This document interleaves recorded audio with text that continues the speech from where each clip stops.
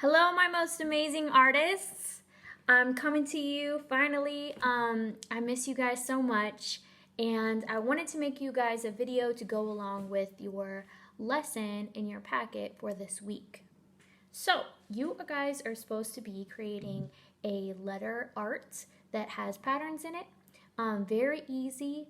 You're just picking one letter, preferably the letter of your first name, drawing it big on a piece of paper, make sure it's nice and big, and then you're filling it with patterns, and then you can color the outside. I'm going to show you guys some tips and go over some of the vocab words that are with this lesson, just so you guys don't have any questions. So, the first tip I'm going to show you is how to draw block letters. It's very easy. One way that I do it, for example, let's say that I was trying to make a block letter of an S, because that's the first letter of my first name. So I'm going to draw the S just normally, making it nice and big on my paper. Okay? And then when I turn it into a block, I'm just going to outline it on both sides, and then I can erase the inside letter or the inside line that I made. So I'm going to go on the outside of that line that I already made.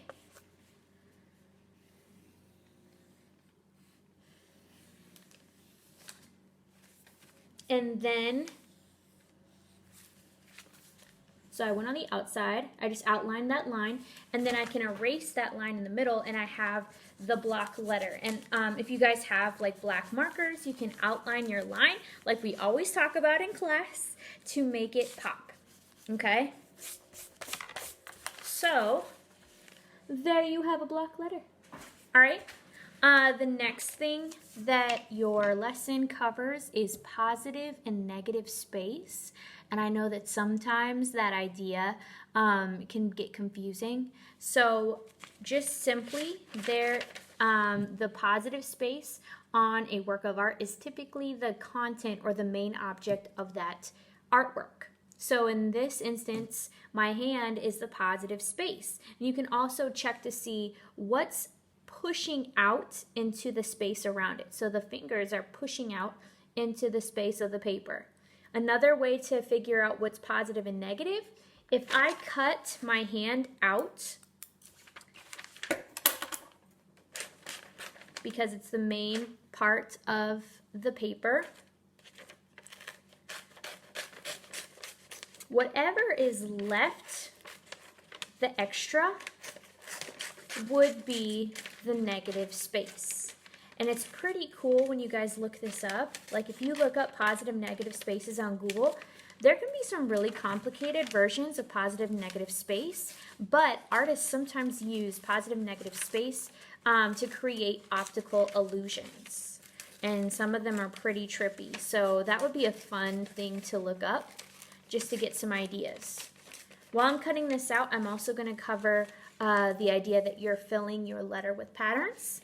And you guys are experts at patterns. We've been doing patterns all year. So as you guys are filling in your letter, remember that there are so many options for patterns.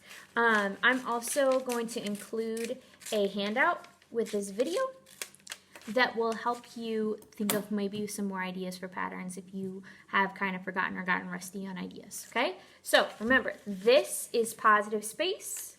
Whatever is left is negative space, okay? You guys are going to be creating amazing art, I know, at your homes. So I'm hoping that you guys can upload pictures, maybe email them to me, just so I can see them and just hear from you guys. I will be putting videos up every week that goes with your lesson for that week in the packet, just so you guys get some more ideas, and hopefully I'll be able to post some extra projects just in case. All right, guys, have fun creating.